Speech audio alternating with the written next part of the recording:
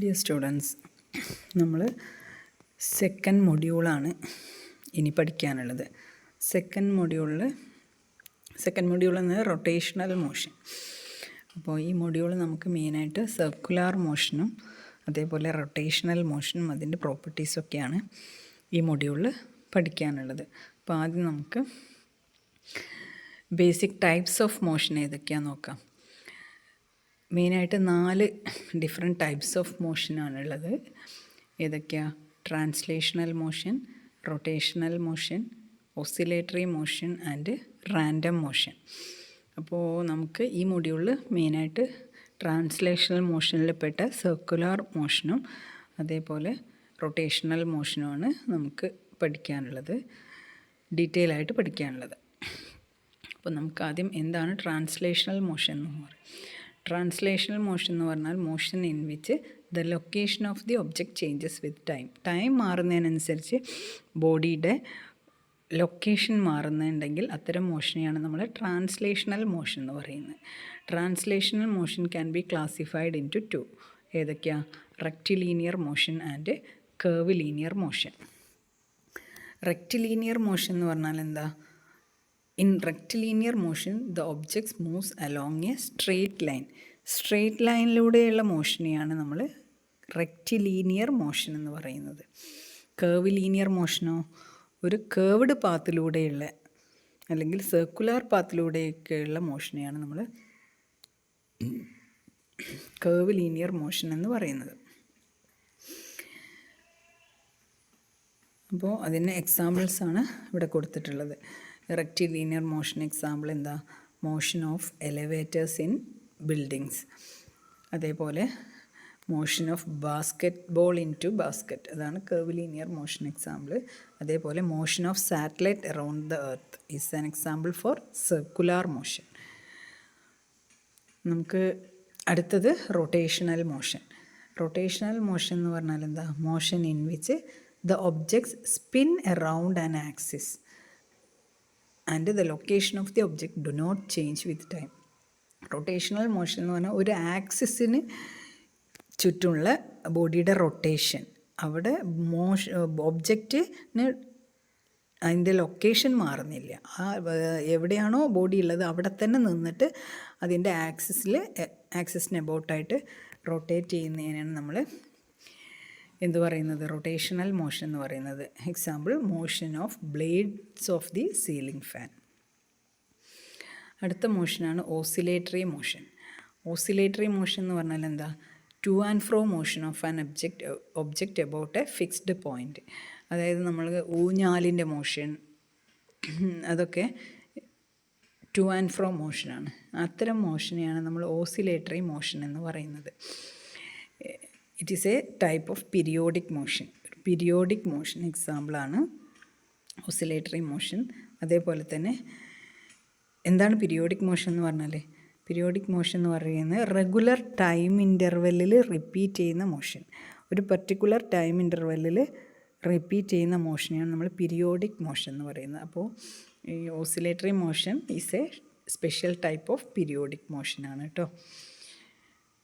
ഇതൊക്കെ നമുക്ക് ജസ്റ്റ് എന്താണെന്ന് അറിഞ്ഞിരുന്നാൽ മതി. നമുക്ക് മെയിനായിട്ട് സർക്കുലാർ മോഷൻ്റെയും അതേപോലെ റൊട്ടേഷണൽ മോഷൻ്റെയും പ്രോപ്പർട്ടീസാണ് നമുക്ക് ഈ മൊഡ്യൂളിൽ മെയിനായിട്ട് പഠിക്കാനുള്ളത്. അപ്പോൾ ഇനി അടുത്തത് എന്താണ്? Random motion. റാൻഡം മോഷൻ എന്ന് പറഞ്ഞാൽ എന്താ? സിഗ്സാഗ്, അതായത് റാൻഡം മോഷൻ, ആ പേര് പോലെ തന്നെയാണ്. സിഗ്സാഗ് മാനറിലുള്ള മോഷനെയാണ് നമ്മൾ, ഒരു പർട്ടിക്കുലർ ഓർഡറൊന്നുമില്ല, ഒരു റാൻഡായിട്ടുള്ള മോഷനെയാണ് നമ്മൾ റാൻഡം മോഷൻ എന്ന് പറയുന്നത്. Motion of honey bee is an example. Honey ബിയുടെ മോഷനൊന്നും ഒരു പർട്ടിക്കുലർ പാത്താണെന്ന് നമുക്ക് പറയാൻ പറ്റില്ല അല്ലേ. സിഗ്സാഗ് മാനറിലാണ് അതിൻ്റെ മോഷൻ. അങ്ങനെയുള്ള അതിൻ്റെ ഡയറക്ഷനൊക്കെ കണ്ടിന്യൂസ് ആയിട്ട് ചേഞ്ച് ചെയ്തുകൊണ്ടിരിക്കും. ഇത്തരം മോഷനെയാണ് നമ്മൾ റാൻഡം മോഷൻ എന്ന് പറയുന്നത്. ഇനി നമ്മൾ നമ്മുടെ മെയിൻ കണ്ടൻറ്റിലേക്ക് വരികയാണ്. Circular motion. എന്താണ് സർക്കുലാർ മോഷൻ എന്ന് പറഞ്ഞാൽ? Motion of A body along the circumference of A circle.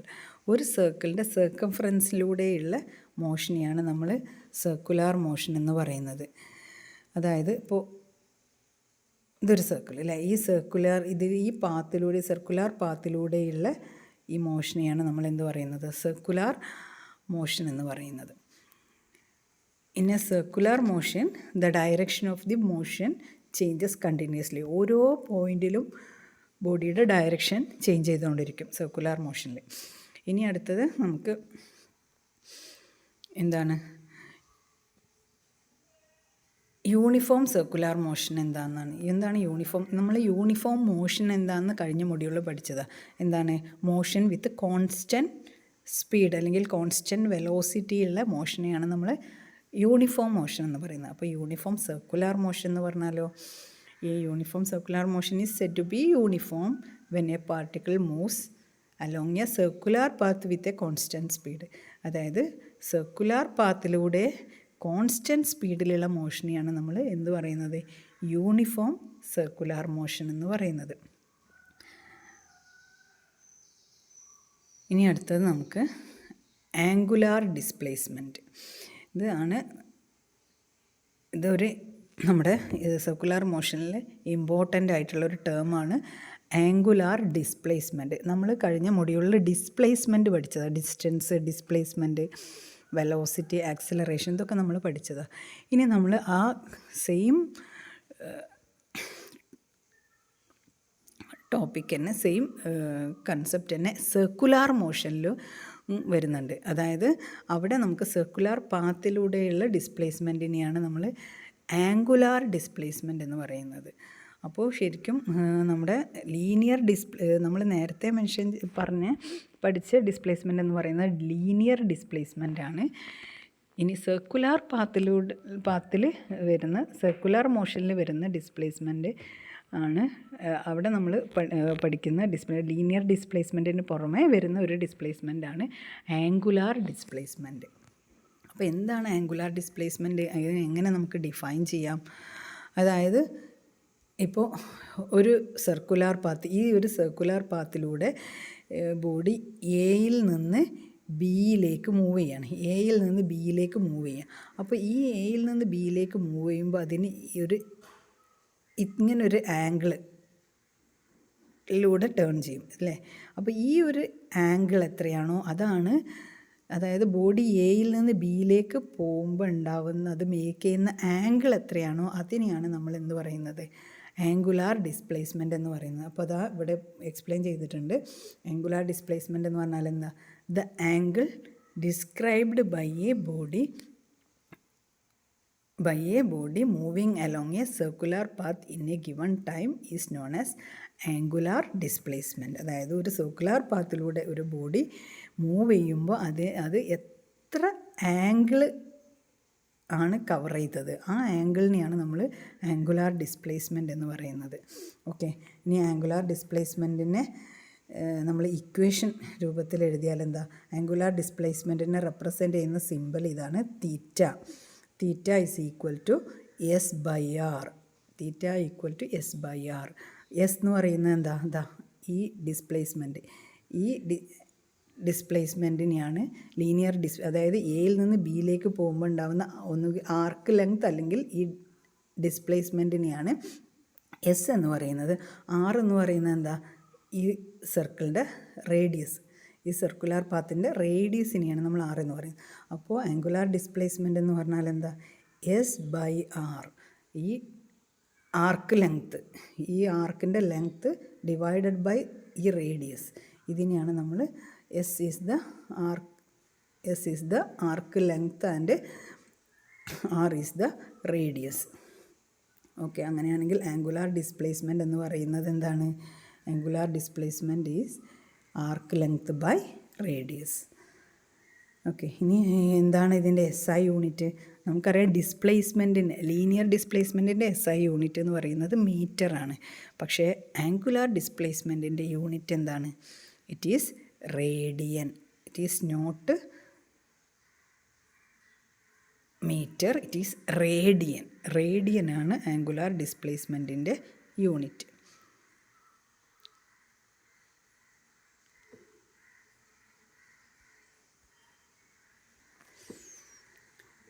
സാധാരണ നമ്മൾ ആംഗിൾ പറയാറ് ഡിഗ്രിയിലാണ് അല്ലേ.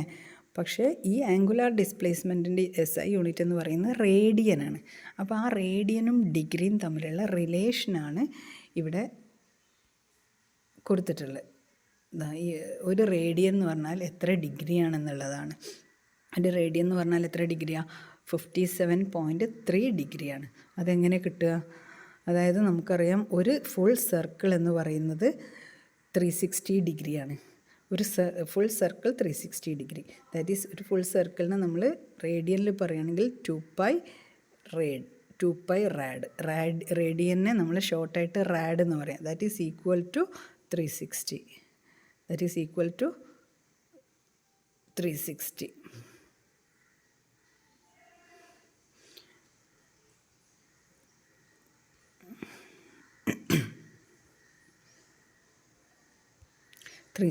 ഡിഗ്രി. അങ്ങനെയാണെങ്കിൽ 1 റാഡ് എന്ന് പറഞ്ഞാൽ എന്താ? 360 ഡിവൈഡഡ് ബൈ, ഇതാണ് ഇവിടെ കൊടുത്തത്, 1 radian is equal to 360 divided by 2π. That is equal to 57.3 degree. Okay, ഇതാണ് നമുക്ക് ആംഗുലാർ ഡിസ്പ്ലേസ്മെൻറ്റിനെ കുറിച്ച് പഠിക്കാനുള്ളത്. ഇത്രയാണ്. അടുത്ത നമുക്ക് ലീനിയർ വെലോസിറ്റി നമ്മൾ കഴിഞ്ഞ മൊഡ്യൂളിൽ പഠിച്ചതാണ്. Linear velocity or simply velocity എന്തായിരുന്നു? ഡിസ്പ്ലേസ്മെൻറ്റ് ഡിവൈഡഡ് ബൈ ടൈം അല്ലേ. ലീനിയർ ഡിസ്പ്ലേസ്മെൻറ്റ് ബൈ ടൈമിനെയാണ് നമ്മൾ ലീനിയർ വെലോസിറ്റി എന്ന് പറയുന്നത്. അത് നമ്മൾ കഴിഞ്ഞ ക്ലാസ്സിൽ എക്സ്പ്ലെയിൻ ചെയ്തതാണ്. അതിൻ്റെ equation V is equal to S/T. S എന്ന് പറയുന്നത് ഡിസ്പ്ലേസ്മെൻറ്റും T എന്ന് പറയുന്നത് ടൈമും. അതിൻ്റെ യൂണിറ്റ് മീറ്റർ പെർ സെക്കൻഡ് ആണെന്നും നമ്മൾ കഴിഞ്ഞ മൊഡ്യൂളിൽ പറഞ്ഞതാണ്. ഓക്കെ, ഇനി അടുത്തത് വരുന്നത് ലീനിയർ വെലോസിറ്റി നമ്മൾ പറഞ്ഞു. ഇനി ഇവിടെ വരുന്നത് ആംഗുലാർ വെലോസിറ്റി. ആംഗുലാർ ഡിസ്പ്ലേസ്മെൻറ്റ് നമ്മൾ പറഞ്ഞു. ഇനി അടുത്തത് ആംഗുലാർ വെലോസിറ്റി. ആംഗുലാർ വെലോസിറ്റിനെ നമ്മൾ റെപ്രസെൻ്റ് ചെയ്യുന്ന സിമ്പൽ ഒമേഗ എന്നുള്ള ഗ്രീക്ക് ലെറ്ററാണ്. ആംഗുലാർ വെലോസിറ്റീനെ റെപ്രസെൻ്റ് ചെയ്യുന്നത്. ഇനി ആംഗുലാർ വെലോസിറ്റീനെ നമുക്ക് എങ്ങനെ ഡിഫൈൻ ചെയ്യാം? Angular displacement is the angular velocity is the angular displacement per unit time. Velocity നമ്മൾ ലീനിയർ വെലോസിറ്റി എന്തായിരുന്നു? ലീനിയർ ഡിസ്പ്ലേസ്മെൻറ്റ് ബൈ ടൈം ആയിരുന്നു അല്ലേ. അതേപോലെ തന്നെ ആംഗുലാർ വെലോസിറ്റി എന്താ? Angular displacement by time. Angular displacement എന്ന് പറഞ്ഞാൽ എന്താ? Angular displacement theta divided by time. That is omega is equal to theta by T. Omega is equal to theta by T. ഇനി നമുക്കറിയാം ഇതിൻ്റെ SI യൂണിറ്റ് എന്താ? തീറ്റയുടെ, അതായത് ആംഗുലാർ ഡിസ്പ്ലേസ്മെൻറ്റിൻ്റെ SI യൂണിറ്റ് റേഡിയനും ടൈമിൻ്റെ SI യൂണിറ്റ് സെക്കൻഡും. That is radian per second or rad per സെക്കൻഡാണ് ആംഗുലാർ വെലോസിറ്റിയുടെ യൂണിറ്റ്. ഓക്കെ, അപ്പോൾ എന്താണ് angular velocity? Angular displacement per unit time. Angular displacement per unit ടൈമാണ് ആംഗുലാർ വെലോസിറ്റി. ലീനിയർ വെലോസിറ്റി നമുക്കറിയാവുന്നതാണ്. ലീനിയർ ഡിസ്പ്ലേസ്മെൻറ്റ് പെർ യൂണിറ്റ് ടൈമാണ് അല്ലേ. അപ്പോൾ ആംഗുലാർ വെലോസിറ്റി എന്ന് പറഞ്ഞാൽ എന്താ? ഓർക്കാൻ സുഖമാണ്. ആംഗുലാർ ഡിസ്പ്ലേസ്മെൻറ്റ് ബൈ ടൈമാണ്. That is omega is equal to theta by T. അതിൻ്റെ യൂണിറ്റ് റാഡ് പെർ സെക്കൻഡ്. അടുത്ത നമുക്ക് ലീനിയർ ആക്സിലറേഷൻ. അതും നമ്മൾ കഴിഞ്ഞ മൊഡ്യൂളിൽ പഠിച്ചതാണ്. ആക്സിലറേഷൻ അല്ലേ. ലീനിയർ ആക്സിലറേഷൻ എന്ന് പറഞ്ഞാൽ എന്താ? Rate of change of linear velocity. ഇനിയാണ് നമ്മൾ ലീനിയർ ആക്സിലറേഷൻ എന്ന് പറയുന്നത്. അതായത് ഫൈനൽ വെലോസിറ്റി V2. നമ്മൾ നേരത്തെ Vയും U ആയിട്ടായിരുന്നു പറഞ്ഞത്. എങ്ങനെ പറഞ്ഞാലും കുഴപ്പമില്ല. Final velocity V2, initial velocity V1 ആണെങ്കിൽ ആക്സിലറേഷൻ എന്ന് പറയുന്നത് എന്താ? V2 minus V1/t. അതിൻ്റെ unit metre per second square ആണെന്ന് നമുക്കറിയാം. ഓക്കെ, ഇനി അടുത്തത് നമുക്ക് ഇവിടെ പഠിക്കാനുള്ളത് ആംഗുലാർ ആക്സിലറേഷൻ. ആംഗുലാർ ആക്സിലറേഷനെ റെപ്രസെൻ്റ് ചെയ്യുന്ന symbol alpha. Okay, angular acceleration എന്ന് പറയുന്നത് എന്താ? Angular acceleration is the angular acceleration എന്ന് പറയുന്നത് rate of change of angular velocity. നമുക്കറിയാം ലീനിയർ ആക്സിലറേഷൻ എന്ന് പറഞ്ഞാൽ rate of change of linear velocity ആയിരുന്നു. അപ്പോൾ ആംഗുലാർ ആക്സിലറേഷൻ എന്ന് പറഞ്ഞാൽ എന്താ? Rate of change of angular velocity. Okay, angular വെലോസിറ്റീൻ്റെ rate of ചേഞ്ചിനെയാണ് നമ്മൾ ആംഗുലാർ ആക്സിലറേഷൻ എന്ന് പറയുന്നത്. ഓക്കെ, ഇനി ഒമേഗ 1ഉം ഒമേഗ 2 ആണ് ഒരു ബോഡിയുടെ initial and final angular velocity എങ്കിൽ ആംഗുലാർ ആക്സിലറേഷൻ്റെ ഇക്വേഷൻ എന്താ? Angular acceleration alpha. ഇവിടെ നിങ്ങൾ ഈ എ അല്ല കേട്ടോ, ഇവിടെ എക്ക് പകരം ആൽഫയാണ്. ഇതാ ഈ ആൽഫയാണ് നമ്മൾ റെപ്രസെൻ്റ് ചെയ്യുന്നത്. അപ്പോൾ ഇത് മാറിയതാണ്. ഇത് ലീനിയർ ആക്സിലറേഷനെയാണ് നമ്മൾ എ എന്ന് റെപ്രസെൻ്റ് ചെയ്യുന്നത്. ആംഗുലാർ ആക്സിലറേഷനെ നമ്മൾ ആൽഫ എന്നുള്ള ഗ്രീക്ക് ലെറ്ററാണ് യൂസ് ചെയ്യേണ്ടത്. അപ്പോൾ നിങ്ങൾ ഇവിടെ ഈ ആൽഫ എന്ന് എഴുതണം. അപ്പോൾ ആംഗുലാർ ആക്സിലറേഷൻ എന്ന് പറയുന്നത് എന്താ? ഒമേഗ 2, അതായത് final angular velocity minus initial angular velocity ω1/t. That is alpha is equal to എന്താണ്? Alpha is equal to ω2 minus ω1/t. Okay, ഇനി അതിൻ്റെ SI യൂണിറ്റ് എന്താ? Rad per second square. അതായത് റാഡ് പെർ സെക്കൻഡ് ആയിരുന്നു angular വെലോസിറ്റിയുടെ unit. ഇനി angular ആക്സിലറേഷൻ്റെ unit rad per second square. Okay.